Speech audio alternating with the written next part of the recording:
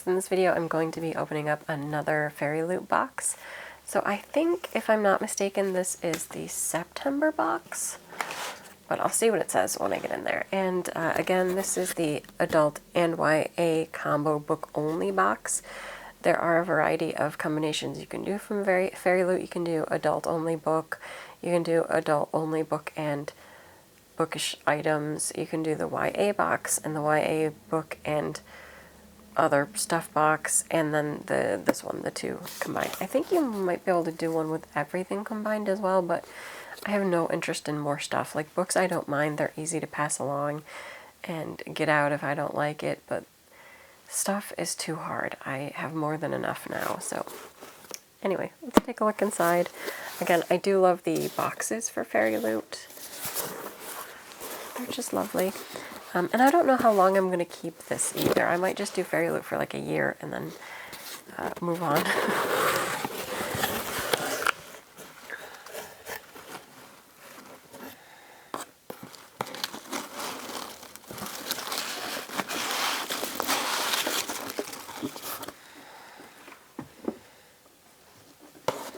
If not, move them over.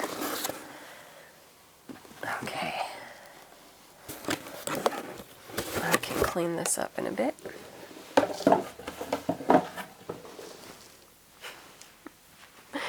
Hopefully that didn't make a huge mess.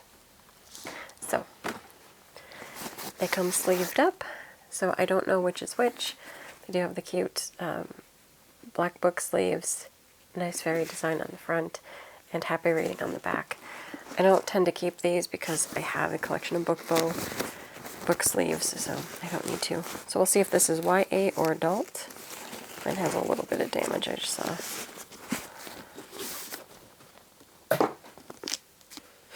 I'm guessing this is the YA because there's like a high school shirt on this art print. This is If I Have to Be Haunted. Ooh, sounds like a good read. Your first love will always haunt you. And this is by Miranda Sun. And on the back it says, I'll haunt you for the rest of your life. And it says, you wouldn't dare, and then try me. Fairy Loot exclusive. So there you go. I do have a little bit of damage on the bottom here, but look at that beautiful stenciling inside.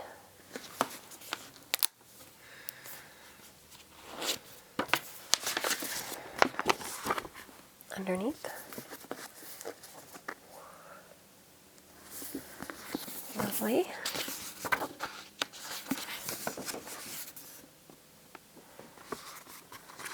Interesting. Let me see if this is the same. Yeah, the letter that's on the back of this art card is also inside the book.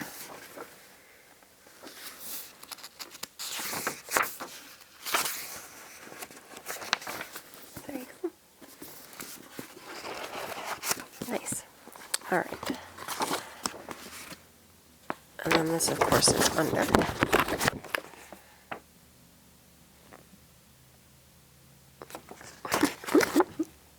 And upside down. There you go. Hey, look, I saw a character, it looked right, but then I realized it was upside down. Okay, let us put this back on, and then I'll read what this one is about.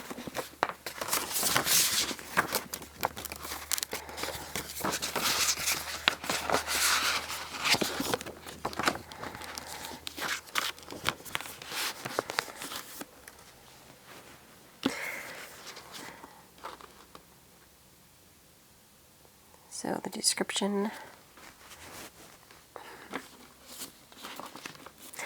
the inside synopsis. Kara's just trying to, I don't know if it's Kara or Kara.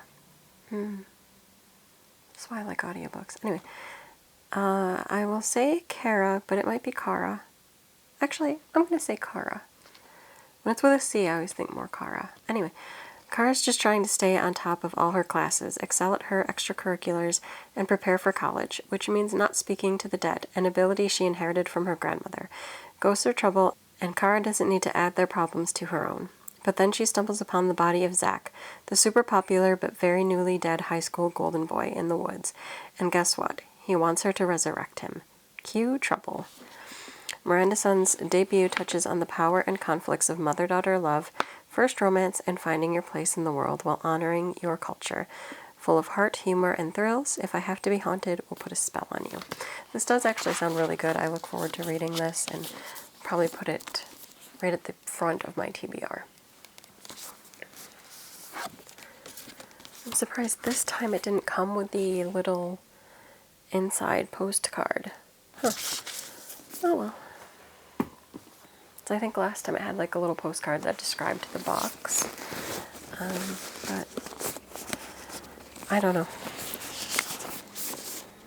Oh, there's one in this one. Maybe it was lost in the bag that I threw? I don't know. I didn't feel like there was something inside, but maybe it was in there, because this one definitely has the little postcard.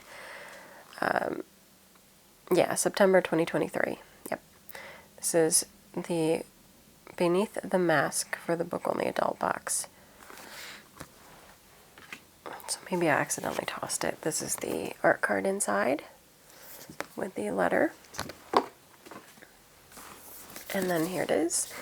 Son of Blood and Ruin. It is a pretty package, so we'll see.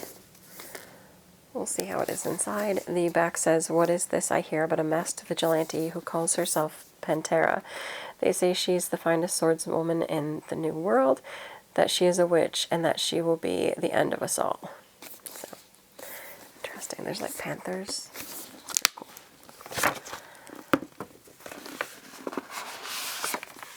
Here's under. Nice.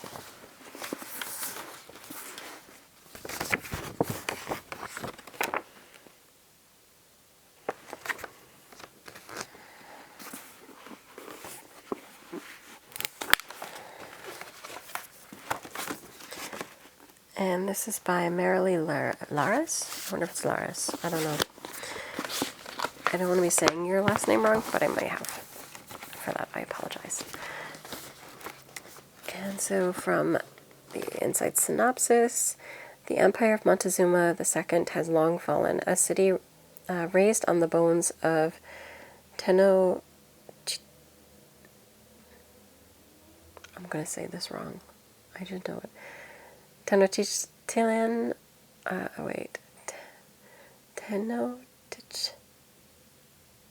Tenochtitlan?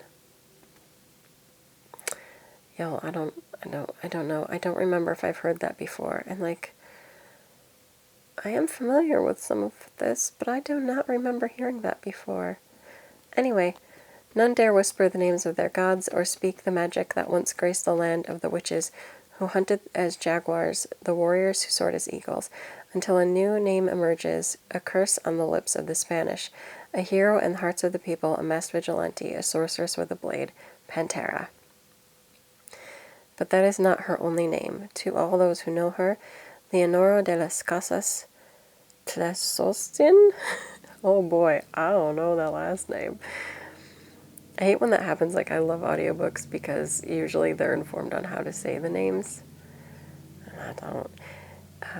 It is a glittering jewel of court, promised to the heir of the Spanish throne. The respectable Lady Leonora faints at the sight of blood and would sooner be caught dead than wield a sword, even against a dauntless thief with a cutting smile. No one suspects that Leonora and Pantera are one and the same. Leonora has fooled them all, and with the magic of her ancestors running through her veins, she is nearly invincible until an ancient prophecy of destruction threatens, and she is forced to decide to surrender the mask of her life. Surrender the mask or her life. That sounded not clear. But the legendary Pantera is destined for more than an early grave, and once she discovers the truth of her origins, not even her death will stop her. So, interesting. You know, I'll give it a go.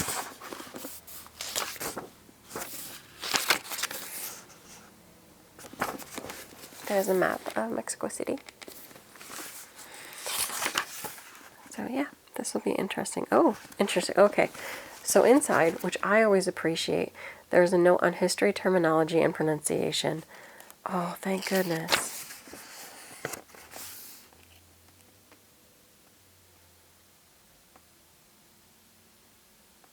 I don't know that it helps me. That wasn't what I was expecting. But I may see if this is available as an audiobook and listen along with it, because I think that helps me quite a bit. And I get familiar with the words, and I really appreciate it because I like to be able to pronounce things correctly and respect language. So that's what I plan on doing. But that is the Fairy Loot for September. I know that it will be another month. Like, this is now October. It'll probably be a couple more weeks until the October box makes it to me, and that's okay. But there you go. 2 very pretty books. I hope that they're good. I'm actually thinking that I might like this one more than this one.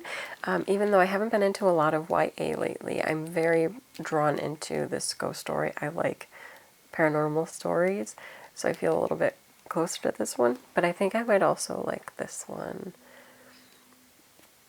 I don't know. I'll probably end up reviewing once I'm done reading it. As I have, well, I've reviewed at least one. I have read both of the August books. I've reviewed one. The other I just finished. I'll be reviewing that soon. And I've enjoyed them so far. The Nikki Pau Praeta, again, that was another kind of ghostly, paranormal-ish story. And I think I enjoyed that one a little bit more than the adult book. So we'll see how this September box does. But I am excited to read them. That's all for this video. Until next time, bye.